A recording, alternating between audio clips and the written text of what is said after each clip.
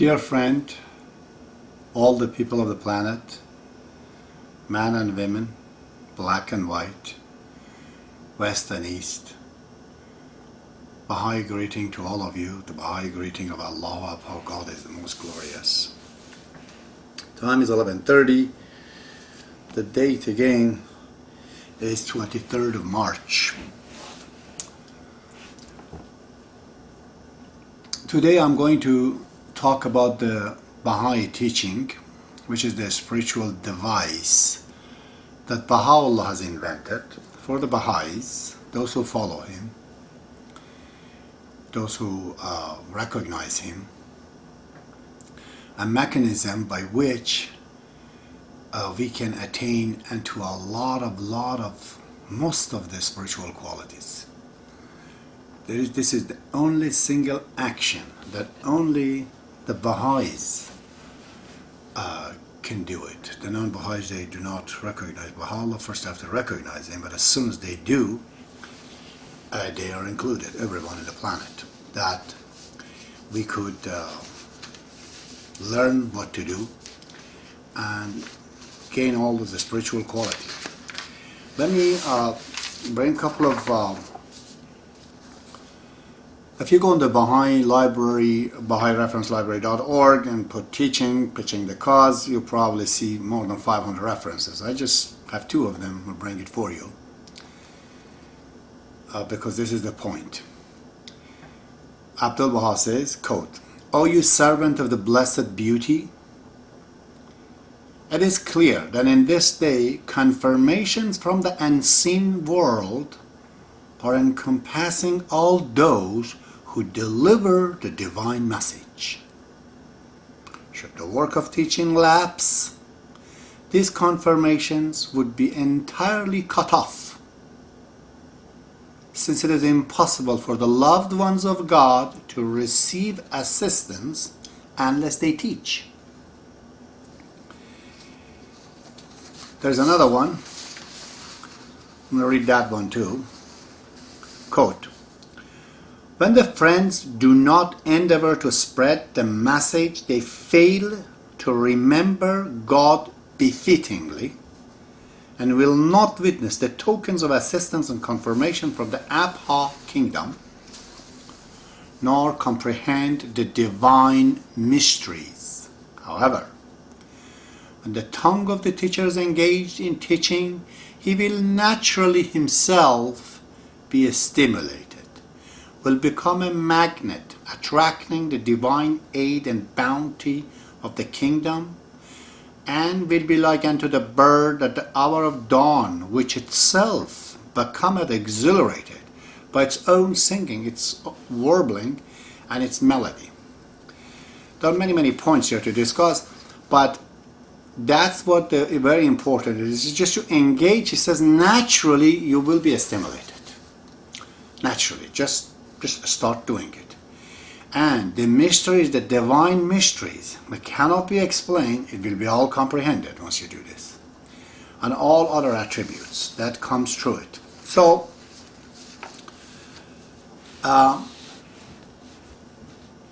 let's say, what are those qualities? A steadfastness, being firm in the cause. A teacher will have to. It will become, because he is involved in it. Love, of course, the love of God, love towards the truth, love towards baha'u'llah, love towards humanity. Everything is proven when you are teaching the Baha'i faith, because you're teaching something that's beneficial to all the people of the planet. It includes everyone. Bravery, you become brave. There are many times people are opposing you, and then you learn to overcome the fear, definitely.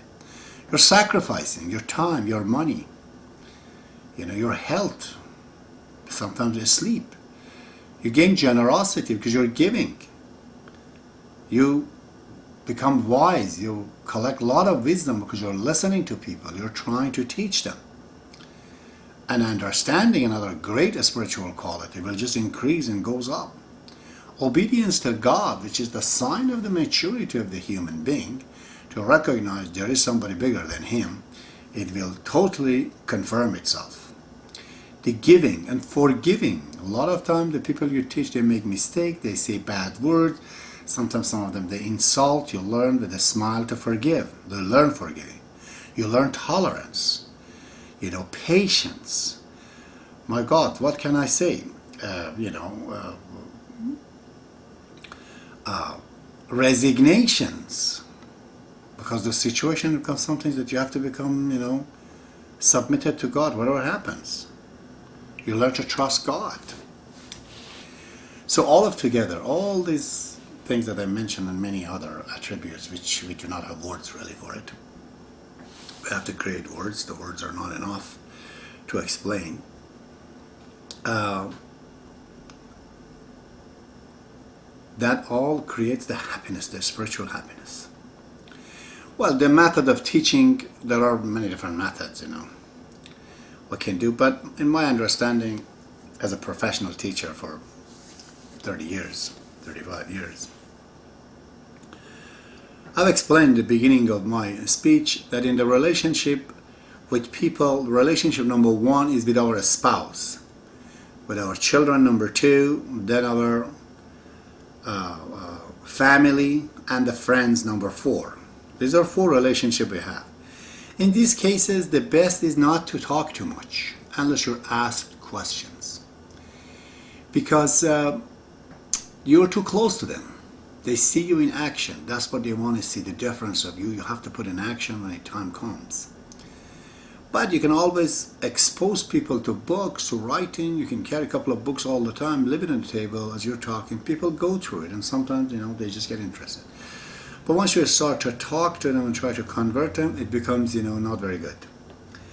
But in the fifth relationship with the people of the city, that's where you start to talk, one by one, to them.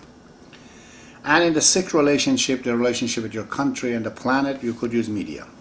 Abdul Baha, where it says that between you and your person that you're teaching, it should not be any media. It should just be you and them. If you're thinking you write books, and he says clearly, that will not affect the teaching of the people. It has to be one-to-one talk, okay? One-on-one. He says in the beginning of the Islam, he says that in the number 7 volume of his books in Persian. He says Muslims, they were teaching the faith only one-on-one because there was no books. Quran for 300 years was not even published. There was no printing. Nobody had. It was all hearsays. Was this people were, basically were fired up with the love of God, and they were talking one-on-one. This is how it took place. And I totally agree with this, and I have found out that that's how it should be. And now I'm using this media because I'm trying to reach the people of the planet, those who do not have the opportunity to see. So they may be... So in my opinion, if you're asking me as a Baha'i teacher, I could have brought probably 50 people into the Baha'i faith. That is, when we're saying we're teaching the Baha'i faith, we have to be very careful not to preach and teach our own words. Our words has to act like a catalyst, like a things. We have to finally expose the people to the books of God.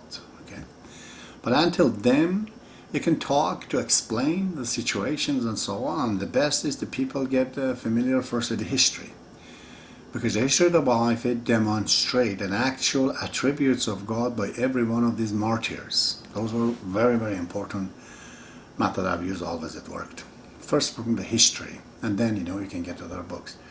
So we have to be careful that people do not become the follower of you. If you do that, you failed in the teaching. It causes problem. I say to the people, I'm just like a dog. I'm trying to take you to shepherd. Or, I remember my brother says, are you sick to become Baha'i? I told him precisely. He says, why do you say that? I said, because baha'u'llah says I'm divine physician. I am sick of you. I'm sick of this life. I'm sick of many things. I'm sick of this meaninglessness. I went to him, I found the meaning of the life. He's my father. My physical father was like a tunnel. I came through him. My real father, who made me actually, didn't borrow material to make me, it's him. Manifested himself in the body we know as Baha'u'llah, but the reality of him is something way huger than that. When we talk to Baha'u'llah, we're talking to a computer with the image of the computer. That's what a human being is. But the real thing beyond this computer, what it is cannot even fit in this life. But we're talking to him. So I said, that's it. So in this world, I just bring people back to the doctor. That's what I'm doing.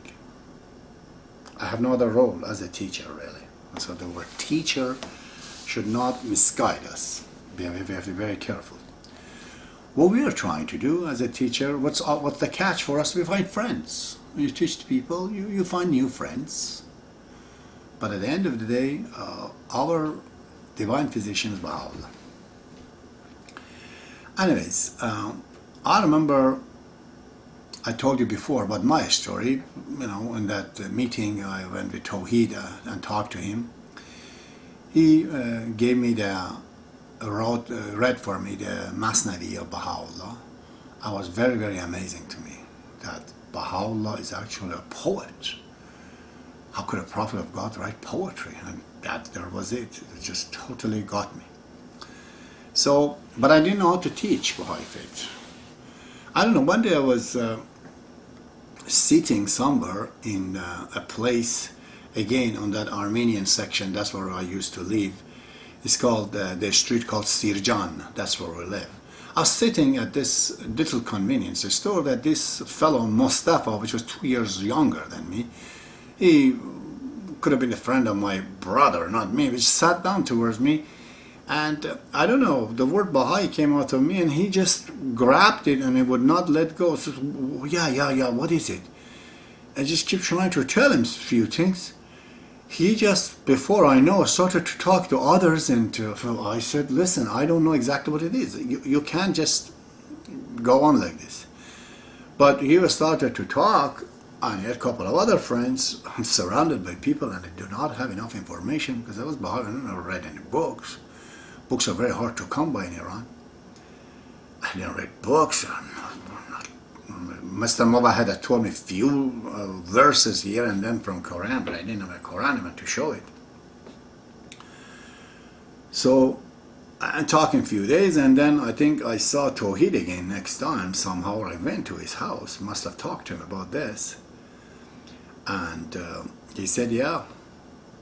I said, yeah, this people called some Islamic anti-Baha'is, basically. Let's use them as people that are vigorously fighting against the Baha'is.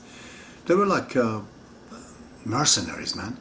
They would come around with a lot of anti-Baha'i books in their hand, a lot of lies, a lot of deception, just publishing, giving it free to everybody, to objections at the Baha'i faith. And I didn't know the answer to all of those things. Of course, I was using myself to answer, and I soon found out that I don't have the data to deal with this. So I said to Tawheed, and he said, okay, I have the solution for this. This teacher of mine, basically Tawheed, I should say, the first teacher.